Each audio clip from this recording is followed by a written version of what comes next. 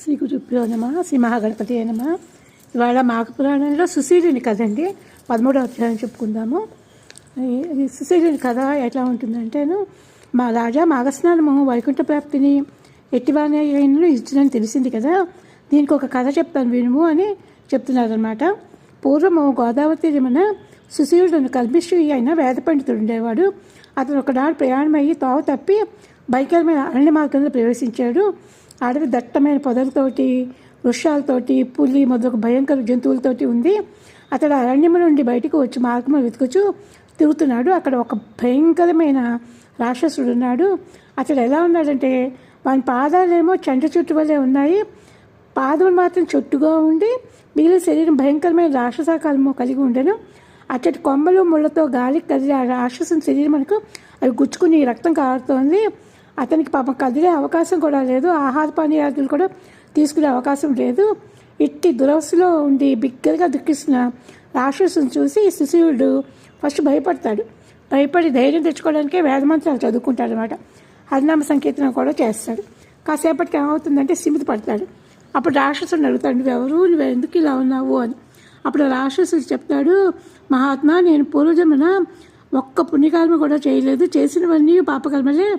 గోకర్ణ తీరమున మధువ్రతమును గ్రామాధికారిగా ఉన్నాను. అందరితో అన్ని విషయాలు మాట్లాడేవాడిని, కానీ ఎవరికి ఏమి పనిచేసేవాడిని కాదు. అసత్యాలు పలికేవాడిని, స్నానాలు చేసేవాడిని కాదు, దైవ పూజ చేసేవాడిని కాదు, అందరినీ బాధించేవాడిని. చివరికి మరణించి నరకంలో పడ్డాను. తర్వాత కుక్క, గాడిద మనకు నీచ జన్మలైన అన్ని జన్మలను పొందానమాట. ప్రస్తుతం ఇలాగ నా పాదాలు చెంచుట్టుగా దాన్ని ముళ్ళ కొమ్మలు బాధిస్తున్నా సరే ఎక్కడికి కదలేని పరిస్థితుల్లో ఉన్నాను అని చెప్తాడనమాట.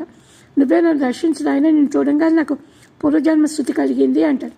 అప్పుడు సుశీలుడు ఆ అబ్బాయి స్థితికి, ఆ రాక్షసుడి స్థితికి చాలా బాధపడి, నీ పూర్వీకులు ఎవరైనా బతుకున్నారా, నీకు పిల్లలు ఉన్నారా అని అడుగుతాడు. అంటే ఉన్నారు 4 పిల్లలు, వాళ్ళు కూడా నాలాంటి వాళ్ళే, మంచివాళ్ళు కాదు అని చెప్తాడు. ఒక భాస్కరుడు అనేవాడు గ్రామాధికారిగా ఉన్నాడు అని చెప్పేసరికి, అయితే ఉండి నేను ఈ వంశవార్త మాట్లాడి నీకు జన్మ నుంచి ముక్తి ఇస్తాను అని సుశీలుడు ఏం చేస్తాడంటే వెతుక్కుంటూ ఆ భాస్కరుడి దగ్గరికి వెళ్తాడు. వెళ్ళి, నీ తండ్రి ఇలాగ ఉన్నాడు, నువ్వు మాఘస్నానం చేసి పద్ధతిగా చేస్తే కనుక ఆ నెలంతా చేసి ఆ దాన్ని ఆ రాక్షసుడి కనుక తర్పణ కింద ఇస్తే తనకి రాక్షసుడి జన్మ పోతుంది అని చెప్తాడు. ఇక్కడ ఏం చెప్తాడంటే స్నానాలు చేసే విధానాల గురించి చెప్పారండి.